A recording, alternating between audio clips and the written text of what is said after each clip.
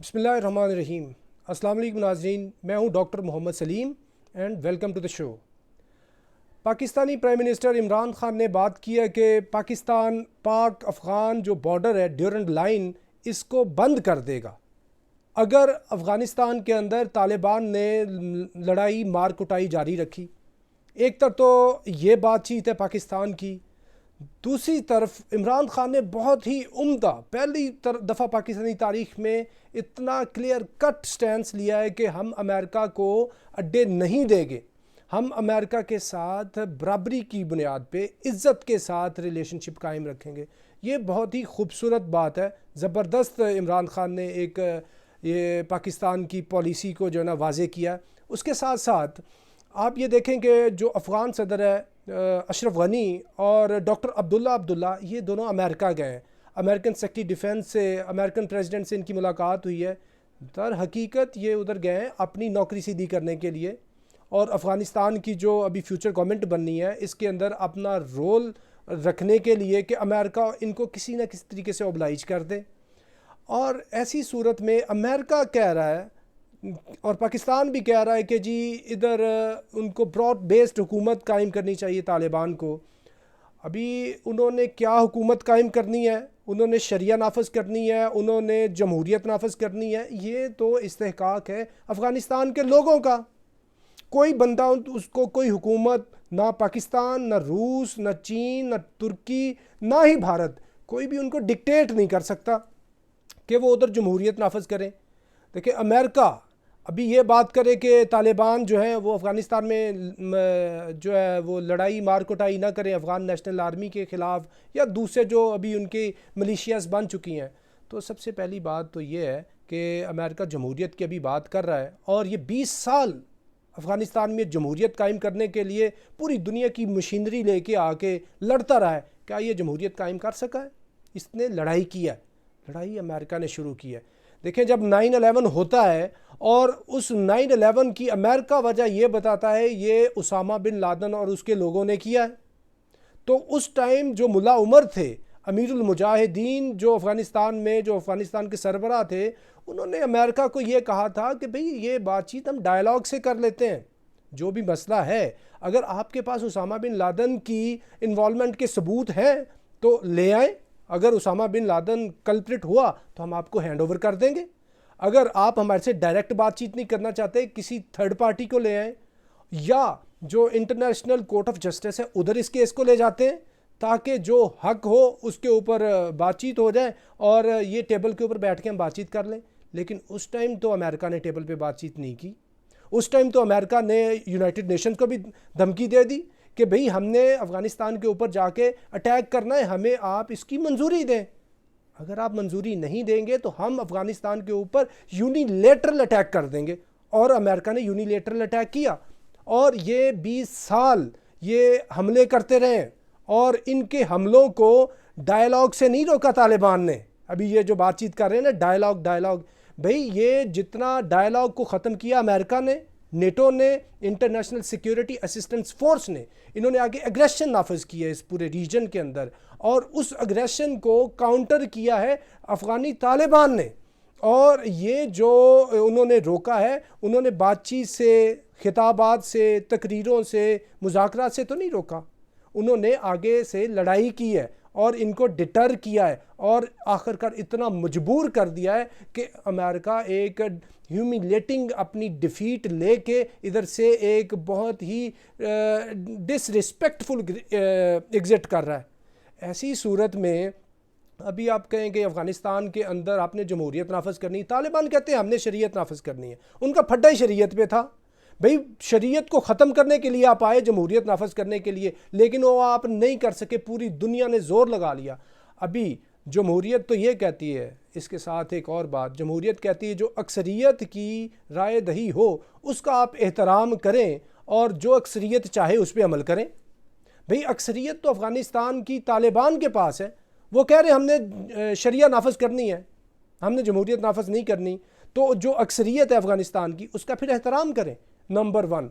Number 2, ये कोई उनको डिक्टेट नहीं करा सकता, ना पाकिस्तान ना कोई मुल्क, कि जी क्या करना है। अफ़गानिस्तान का फ्यूचर उनके लोगों को डिसाइड करने दे। जो अफ़गानिस्तान के तालिबान हैं, अफ़गानिस्तान के दूसरे जो धड़े हैं, उनको डिसाइड करने दें। और उसके लिए तालिबान को भी चाहिए कि जो दूसरे लोग हैं उनको साथ मिला के चलें।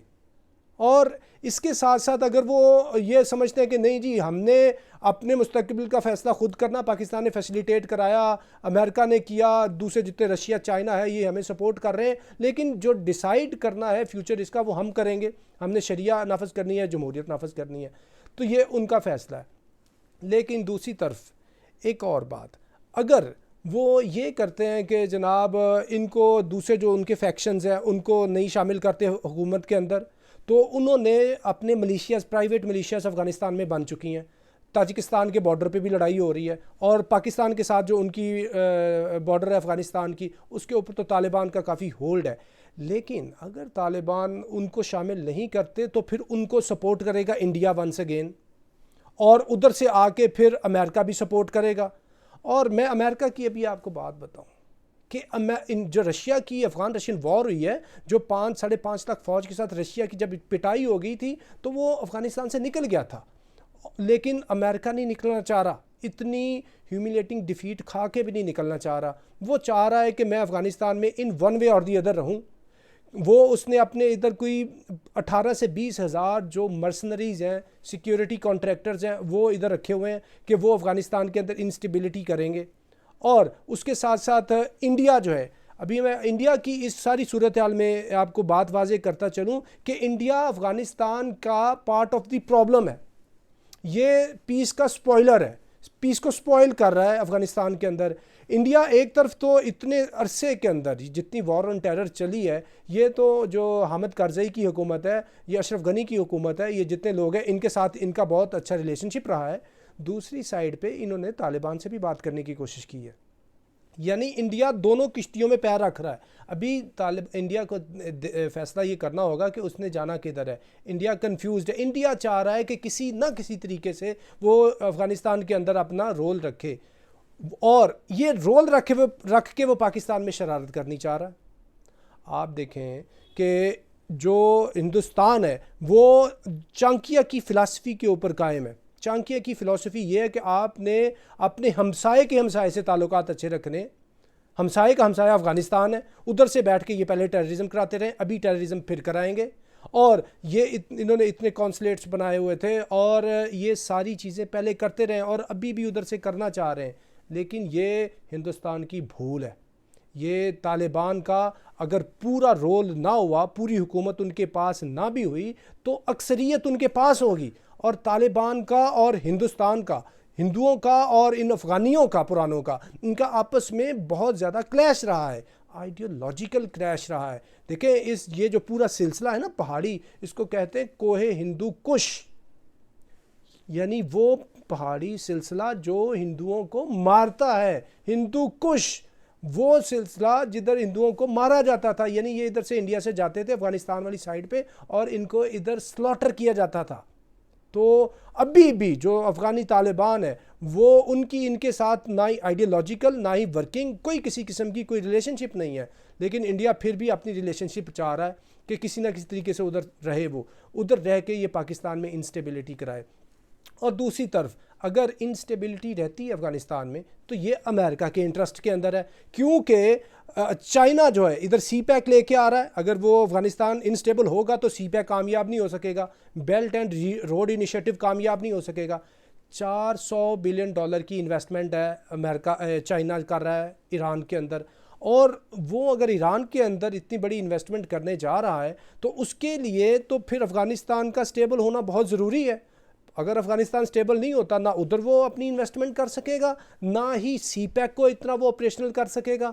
और इसके साथ साथ ये देखें, रशिया और चाइना और इधर पाकिस्तान रीजन के ये जो बड़े मुल्क हैं और पाकिस्तान, ये चाह रहे हैं कि अफ़गानिस्तान के अंदर पीस आए। अमेरिका और इंडिया नहीं चाह रहा।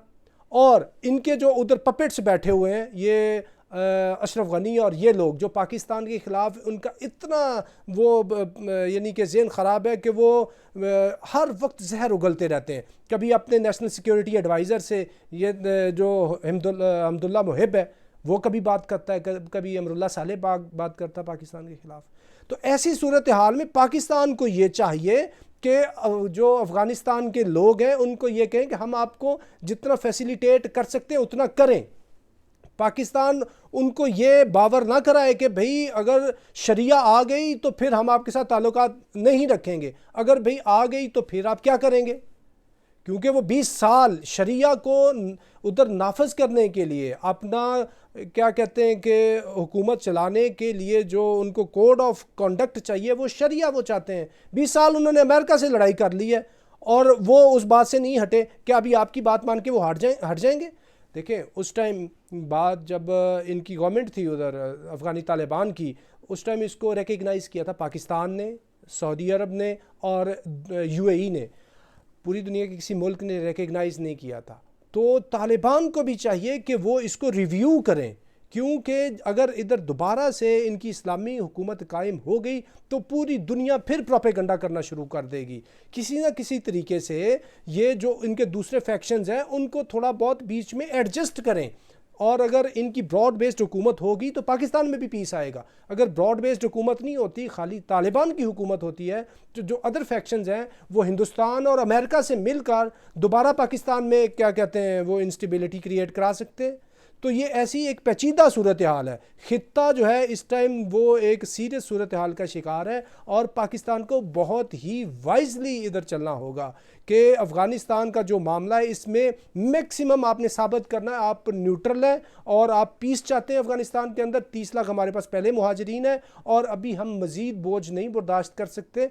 अगर मुहाजिरीन की बात होती है तो ड्यूरन लाइन के उस तरफ हम उनको अकोमोडेट कर सकते हैं खुराक और इन चीज़ों से। तो हमारी ये ख्वाहिश है कि अफ़गानिस्तान में जल्द अज जल्द जो है अमन कायम हो और इसके जो तमाम स्टेक होल्डर्स हैं वो इसका जो इख्तियार हुकूमत का वो संभालें। Thank you very much.